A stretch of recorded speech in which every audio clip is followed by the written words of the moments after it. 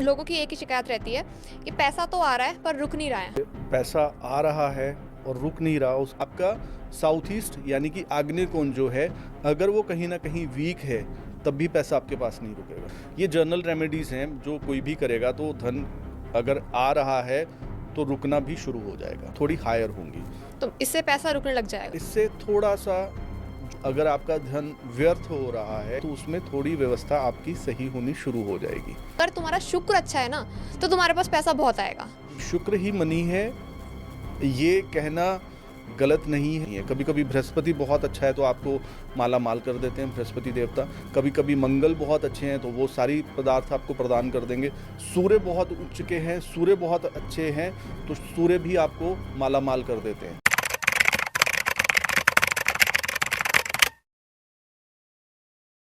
Sir starting करते हैं podcast की। मैं सबसे पहले आपसे ये बोलना चाहती हूँ कि लोगों की एक ही शिकायत रहती है कि पैसा तो आ रहा है पर रुक नहीं रहा है, और ये बहुत कॉमन है, हर घर का एक ही कलेश है। तो सर बताइए कि पहले तो एस्ट्रोलॉजिकल बताइए क्या रीज़न होते हैं इसके, एंड इसका कुछ उपाय अगर आप बता पाएँ। कि पैसा आ रहा है और रुक नहीं रहा, उसका अगर आपके बर्थ चार्ट में 12th हाउस में प्लैनेट कोई ऐसा बैठ गया जैसे राहु है, या कोई ऐसा जो पाप ग्रह हो गया या पीड़ित प्लैनेट है जो आपके 12th हाउस में बैठा, तो आपके पास धन रुकेगा ही नहीं, आप कितना भी कमा लीजिए। और अगर ग्रिड की बात करें, अगर आपके ग्रिड में नंबर 4 की कमी है, ग्रिड मतलब क्या? लोशो ग्रिड, चाइनीज विद्या में जिसे आजकल न्यूमरोलॉजी में बहुत लोग विश्वास करते हैं, तो अगर उसमें नंबर 4 की कमी है ग्रिड में, तो भी क्योंकि वो आपका साउथ ईस्ट यानी कि आग्नेय कोण जो है, अगर वो कहीं ना कहीं वीक है तब भी पैसा आपके पास नहीं रुकेगा, तब भी धन का अभाव बना रहेगा चाहे आप कितना भी कमा रहे हैं। तो इसलिए आपके पैसे को रोकने वाली जो ऊर्जा है वो आपके घर का साउथ ईस्ट मीन्स आग्नेय कोण है। और दूसरी बात, अगर कुंडली से देखा जाए तो बर्थ चार्ट में 12th हाउस है जो आपके धन को कहाँ वो व्यर्थ होगा या वो किसी अर्थ में जाएगा वो बताएगा। तो इसलिए अपने बर्थ चार्ट में एक तो 12th हाउस को बहुत स्ट्रॉन्ग रखिए।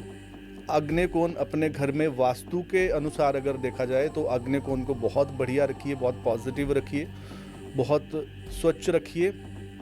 और अगर आपके न्यूमरोलॉजिकली लोशो ग्रिड में नंबर 4 की डेफिशिएंसी है तो उसकी रेमेडीज़ करिए। सर आप बताइए ना कुछ रेमेडीज 12th हाउस के, जैसे आपने बताया।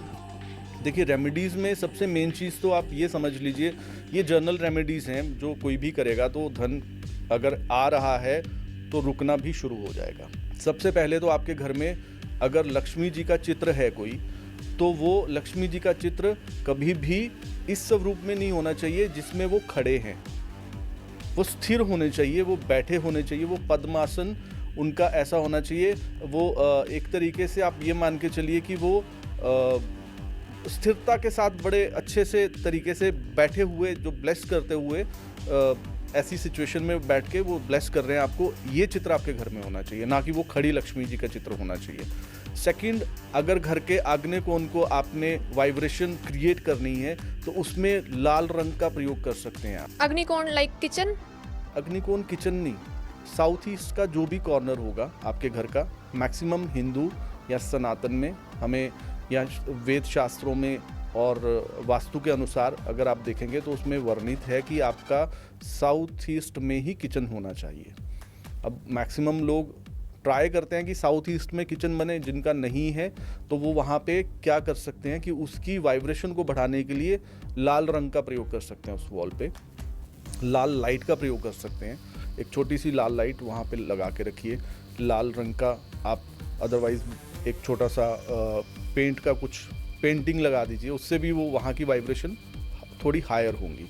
तो इससे पैसा रुकने लग जाएगा। इससे थोड़ा सा जो अगर आपका धन व्यर्थ हो रहा है या आपको लगता है पैसा आने से पहले जाने के तरीके कहीं बन जाते हैं, तो उसमें थोड़ी व्यवस्था आपकी सही होनी शुरू हो जाएगी। अगर बोलेंगे पूरी तरह रुक जाएगा तो नहीं, उसके लिए आपको अपने ऑरा, अपनी वाइब्रेशन, आपके कर्म क्या हैं उन पे भी फोकस करना पड़ेगा। जैसे सर आपने ये भी बताया, एक ना बहुत आजकल ट्रेंडिंग में भी है और जिसको एस्ट्रोलॉजी नहीं भी आती वो ये समझ चुका है कि अगर तुम्हारा शुक्र अच्छा है ना तो तुम्हारे पास पैसा बहुत आएगा। ये बहुत आजकल ट्रेंडिंग में है, सबको पता है कि यार अपना शुक्र अच्छा कर ले, शुक्र ही मनी है। इसके बारे में कुछ बताइए। देखिए, शुक्र ही मनी है, ये कहना गलत नहीं है, लेकिन शुक्र मनी से ज़्यादा आपकी लग्जरी है। अब पैसा आया आपके पास 10 लाख और गाड़ी ले लिया आपने 15 लाख की लग्जरी के लिए, क्योंकि आपका शुक्र बहुत बढ़िया है और शुक्र आपका चला गया ऐसे घर में, कुंडली में, बर्थ चार्ट में ऐसी जगह चला गया जहाँ पे वो लाता कम है और खर्चा ज़्यादा करवा देता है, तो आप क्या हो जाओगे, आने वाले समय में ऋणी हो जाओगे। ठीक है, तो शुक्र, सिर्फ शुक्र ही कारक है आपके धन का और आपकी सारी चीज़ों का, ऐसा ज़रूरी नहीं है। कभी कभी बृहस्पति बहुत अच्छा है तो आपको माला माल कर देते हैं बृहस्पति देवता, कभी कभी मंगल बहुत अच्छे हैं तो वो सारी पदार्थ आपको प्रदान कर देंगे। सूर्य बहुत उच्च के हैं, सूर्य बहुत अच्छे हैं तो सूर्य भी आपको माला माल कर देते हैं, क्योंकि वो राजा हैं सारे प्लैनेट्स के।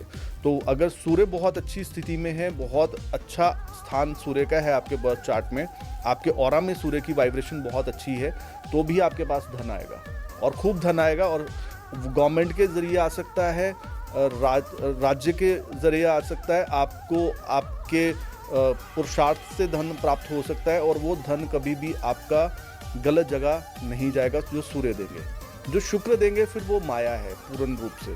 जैसे हम लग्जरी में जैसे 50,000 का पर्स खरीद लिया तो वो हाँ। शुक्र करवा रहा है, वो राहु भी करवा रहा है, राहु। क्योंकि आज का जो कलयुग है और जो ये समय चल रहा है, ये सारा डिजिटल टाइम है। ठीक है, तो मैक्सिमम आप खर्च कहाँ करते हो, आप पर्स में कॉम्प्रोमाइज़ करोगे, मोबाइल में कॉम्प्रोमाइज़ नहीं करोगे। मोबाइल आपको लगेगा एप्पल का ही लेना है मुझे, और जो न्यू सीरीज़ है वही लेनी है। तो ये जो आपका ब्रेन या आपकी वाइब्रेशन आपको ये मैसेज दे रही है कि मुझे ये मोबाइल होगा, जबकि काम सारे मोबाइल सिमिलर से ही करेंगे, लेकिन क्यों हमें वो, क्योंकि हम कहीं ना कहीं चैनलाइज किए जा रहे हैं राहु के ज़रिए। तो वीनस को बोलते हैं सब लोग कि वीनस हाई करिए, वीनस के कई रूप हैं। वीनस गुरु तो है, लेकिन वो दैत्यों का गुरु है। अगर आपका सत्य तत्वों को आपको बढ़ाना है तो बृहस्पति पे फोकस करना है, वीनस पे फोकस करना है। तो वीनस को यूज़ करिए अपनी पॉजिटिविटी के लिए। अगर सिर्फ धन अट्रैक्ट करने के लिए वीनस को यूज़ करेंगे तो वो धन तो आ जाएगा, लेकिन वो धन के साथ साथ आपको ऐसी चीज़ों में इन्वॉल्व कर देगा जहाँ से निकल पाना आपके लिए बहुत मुश्किल हो जाएगा। क्योंकि शुक्र के साथ साथ और बहुत सारी चीज़ें आती हैं, जैसे लक्ष्मी जी के साथ साथ उनके भाई मदिरा भी चलते हैं। तो कभी कभी लक्ष्मी जी प्रसन्न होकर आ जाती है, लेकिन भाई को साथ लेके आ जाती है, तो फिर मदिरा दे के चली जाती है। तो मदिरा में आपका जो पुराना भी कमाया हुआ धन था आपके पूर्वजों द्वारा, वो भी आप ख़त्म कर देते हो।